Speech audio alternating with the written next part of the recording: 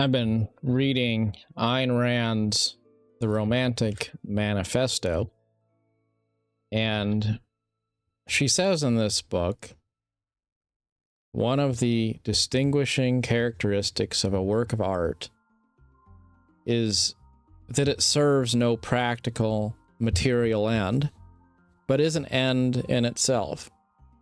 It serves no purpose other than contemplation, and the pleasure of that contemplation is so intense, so deeply personal, that a man experiences it as a self-sufficient, self-justifying primary, and often resists or resents any suggestion to analyze it. The suggestion, to him, has the quality of an attack on his identity, on his deepest, essential self. She goes on to say, in any given moment, concepts enable man to hold in the focus of his conscious awareness much more than his purely perceptual capacity would permit. The range of a man's perceptual awareness, the number of percepts he can deal with at any one time, is limited. He may be able to visualize 4 or 5 units, as for instance 5 trees. He cannot visualize 100 trees, or a distance of 10 light years. It is only his conceptual faculty that makes it possible for him to deal with knowledge of that kind.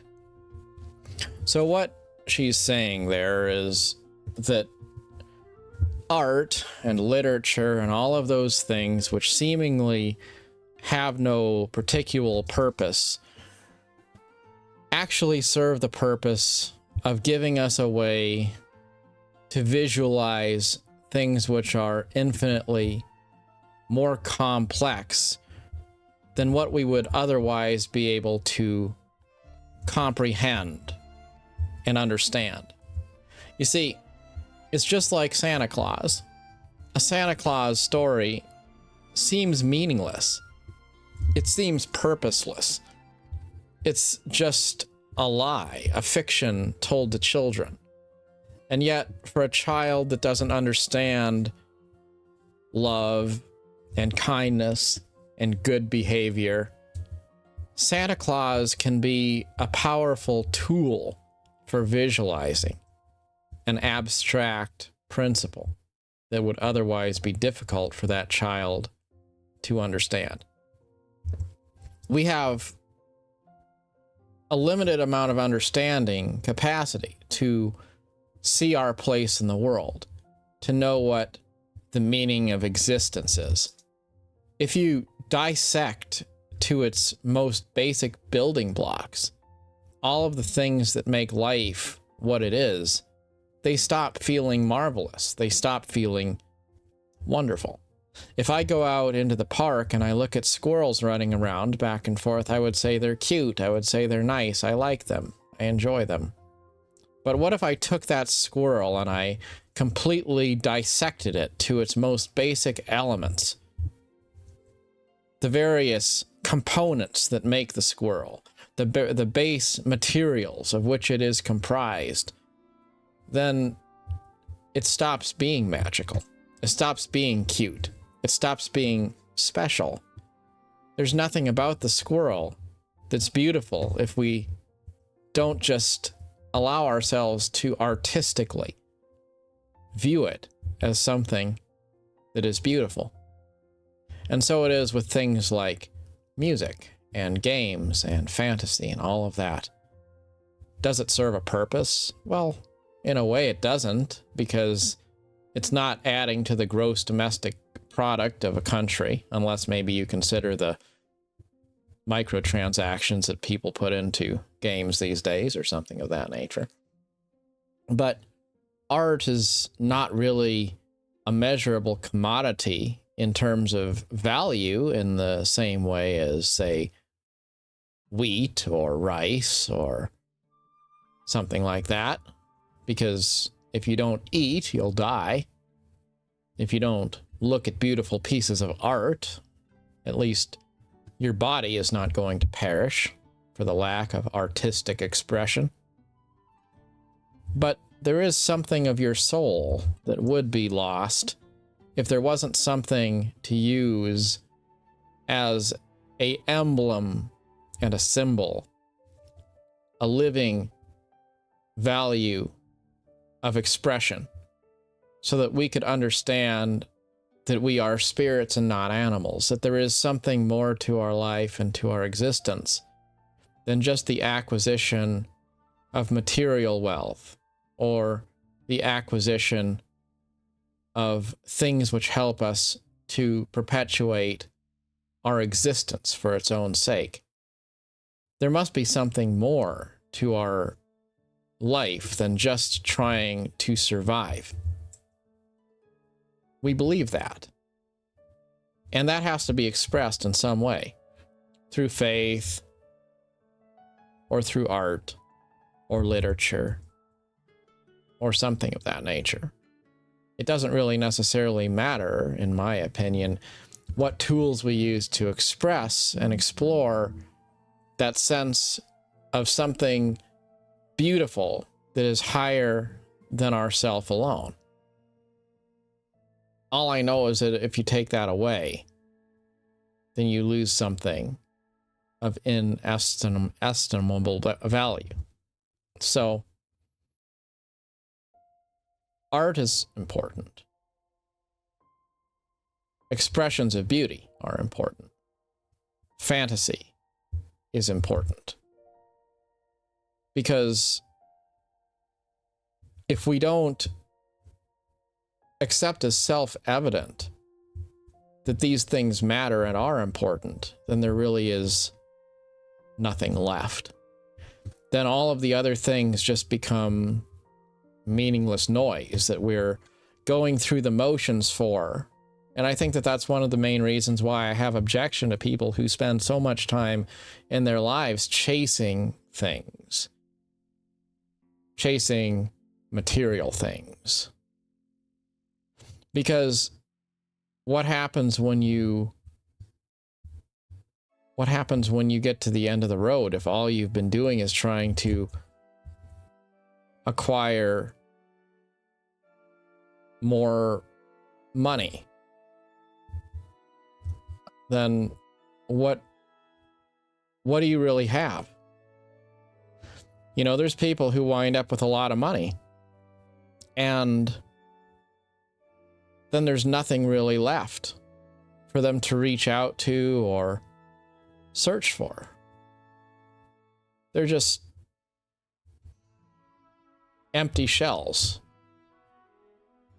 They chased something which didn't matter, and then they get to the end of their life, and, you know, what do you do if you're Bill Gates and you can afford any new yacht that you could possibly imagine? Like, there's nothing money cannot buy. But there's more to life than money, you know? I think it'd be better to be a bit of a wanderer, not necessarily having any particular objective in life, perhaps. And maybe you just allow life to be taken more at your leisure and pursue things of beauty. Believe that life is something that doesn't necessarily have any end other than to be enjoyed for its own sake, and that is the end and the final goal of life. Sometimes I think that we do ourselves wrong when we try to act as if there's something more to life other than to just immerse ourselves in the idea that life is itself a thing of beauty. That idea that you can't have purpose unless you're doing some specific thing that you're supposed to be doing in order to achieve life's purpose. But then what if you miss the thing? What if you don't achieve the purpose that you were supposed to be achieving because you never found it in time or something of that nature? Then what do you do? How do you rationalize that? You know, I think about the philosophers, if you will, of the world, the people who aren't really trying to accomplish anything. They're just there. And, maybe they're the people who you could go to and you could feel like they have wisdom to offer, or they're a friendly ear that has time to hear your problems and contemplate with you. The philosophers, the Stoics, all of those people that are more a disciple of philosophy or a student of the arts than they are the person that's trying to see if they can work their way up the ladder of a major corporation or something of that nature. Those are the kind of people who you really value, like when you think about it, when people get to the end of their life and they're ready to die, like they go and they think, okay, well, I want to reach out to somebody. Who do they reach out to? On their deathbed? Do they reach out to their pastor? They reach out to a priest? They reach out to a rabbi? They reach out to someone that has something philosophical to offer, maybe?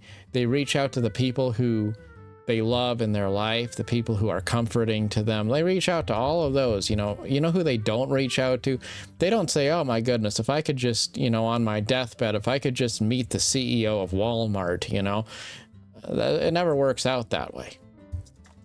It's all about being able to connect with something that makes you feel inspired, to where, it's not about how everything works. It's about feeling like there's a sense of reason that you don't have to understand in purely physical measures. Those are the things that really matter. And the nice thing about it is, I think if you take a few steps back and you're not always chasing things, and you can see the beauty in everything. At a macro level, you can see the beauty of life. But if you're always trying to chase something that you feel you have to acquire in order to, fulfill your life's purpose, you're too busy focusing on the micro elements of life to really enjoy the beauty of the macro. It's like when I was, working the night shift at a Walmart store, trying to make sure all the pallets of freight are worked every single night. Well, when you're working 14 hours a day and you're tired and you're just stocking boxes of freight all night, you're not really in a very good position to take a few steps back and then focus on, why you believe that the business is amazing as a broader whole, because you're not thinking about ships, moving things across oceans and all of the different ways the business maybe makes people's lives better in some sort of a, philosophical sense. You're just trying to survive the day. And when you're trying to survive the day and you're just trying to keep your head above water, well, you're not really ever able to truly just look at what it is that makes life amazing. So in that way, I think sometimes it's better to be less invested in all the things of life, so that you can appreciate the breadth of life itself. And then there will be people always who are chasing things, people who are relentlessly trying to better themselves, the people who can't ever disconnect, the people who are like Sisyphus, pushing the boulder up to the top of the hill so that they can let it roll to the bottom and then push it up again and again and again. That was the mythological tale. Sisyphus supposedly had tried to cheat death. He escaped the underworld, and so he was sentenced to have a compulsion that he had to try to push the boulder up to the top of the hill. Over and over again, he would push the boulder to the top of the hill, and then it would roll to the bottom, and he would be compelled to push it up to the top once again and again and again. For all of eternity, he would be trying to push the boulder to the top of the hill. And that's how I see it. When people are always busy trying to achieve something in life, but they don't think there's any value in just loving life as a work of art. Let all of life be a work of art. Treat every day as a thing of beauty. And if there is anything that we've learned from the study of art, it's that randomness can contain a great deal of beauty. As a matter of fact, if you're into street photography, you'd say capturing random, candid moments, those are probably the best photos you'll ever take. Or maybe the people who like to do paint splotch art would tell you that sometimes something even as basic, as primitive, and as seemingly nonsensical as pouring paint on a canvas at random can still produce an outcome that is elegant and in its own right beautiful. There are many different types of art that exist in the world, and there is no right or wrong type. It really just matters that it speaks to you. That's the question. What does speak to you? Be still and ask that question. And then when you find something that feels special, then put time and energy into that. Meditate on things which make life seem more beautiful. As always, good luck on your adventure. Till next time, thanks so much for watching.